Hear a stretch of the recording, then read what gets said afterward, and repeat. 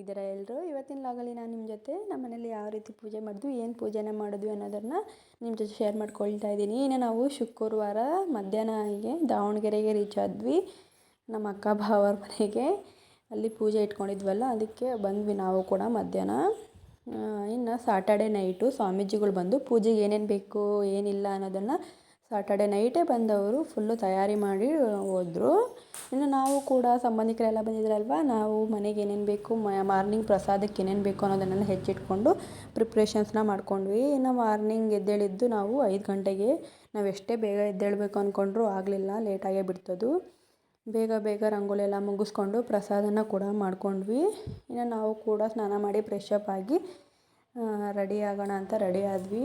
ನನ್ನ simple look ಹೀಗಿತ್ತು. ನನ್ನ ಮಕ್ಕಳನ್ನ ಕೂಡ ರೆಡಿ ಮಾಡಿದ್ದೆ.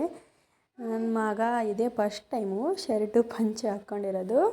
ಇನ್ನು ಎಲ್ಲರೂ ಅವರು ಸೇಮ್ ಹಾಕ್ಕೊಂಡಿದ್ರು. ನಮ್ಮ ಹಸ್ಬೆಂಡ್ ಕೂಡ ಶರ್ಟು ಪಂಚೆನೇ ಹಾಕ್ಕೊಂಡಿದ್ರು, ಸೊ ಅವನಿಗೂ ಕೂಡ ಅದೇ ಹಾಕಿದ್ದೆ. ಇನ್ನು ನಾವು ಎಲ್ಲರೂ ರೆಡಿ ಮಾಡಿಟ್ಟು ನಾನು ಕೂಡ ಪೂಜೆನ ಮುಗಿಸ್ಕೊಂಡೆ. ಇನ್ನು ನಮ್ಮ ಮನೆಯಲ್ಲಿ ಪೂಜೆ ಸ್ಟಾರ್ಟ್ ಆಗಿದ್ದೆ 9 ಗಂಟೆಗೆ. ಸ್ವಾಮೀಜಿಗಳು ಬಂದು ನವಗ್ರಹ ಪೂಜೆ ಬಗ್ಗೆ ಎಲ್ಲನೂ ಇನ್ಫಾರ್ಮೇಷನ್ನ ಚೆನ್ನಾಗಿ ಹೇಳ್ಕೊಟ್ರು, ಯಾವ್ಯಾವ ಪೂಜೆ ಹೇಗೆ ಮಾಡಬೇಕು ಅನ್ನೋದನ್ನು. ಗೌರಿ ಗಣೇಶ ಹಾಗೆ ಶಿವನ ಪೂಜೆ ಕೂಡ ಚೆನ್ನಾಗಿ ಮಾಡಿದ್ವಿ. ಪ್ರತಿಯೊಂದು ಪೂಜೆ ಬಗ್ಗೆ ಸ್ಪಷ್ಟವಾಗಿ ತಿಳಿಸ್ಕೊಟ್ರು ನಮಗೆ. ಈ ಹೋಮ ಹವನಗಳನ್ನ ಯಾಕೆ ಮಾಡಿಸ್ತಾರೆ ಅಂತಂದರೆ, ಮನೇಲಿ ಸುಖ ಶಾಂತಿ ಸಮೃದ್ಧಿ ಸಿಗಲಿ ಅಂತ ಮಾಡಿಸ್ತಾರೆ. ಗಾಳಿ ಆಗಿರ್ಬೋದು ಎಲ್ಲ ಶುದ್ಧವಾಗಿರುತ್ತೆ, ನೆಗೆಟಿವ್ ಎನರ್ಜಿ ಅನ್ನೋದು ಹೋಗ್ಬಿಡುತ್ತೆ ಹೋಮ ಹವನಗಳನ್ನ ಮಾಡಿಸೋದ್ರಿಂದ.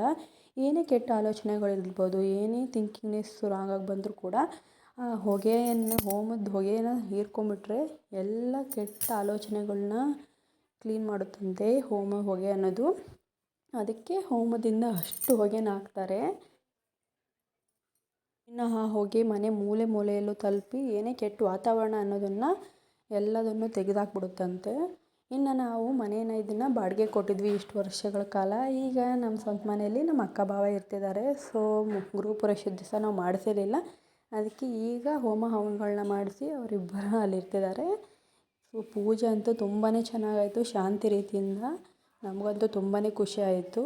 ಇನ್ನು ನಮ್ಮ ಅಮ್ಮ ಕೂಡ ಬಟ್ಟೆ ಎಲ್ಲ ತಂದಿದ್ರು ಅವರು ಮಾಡೋದಕ್ಕೆ ಅಂತಂದು.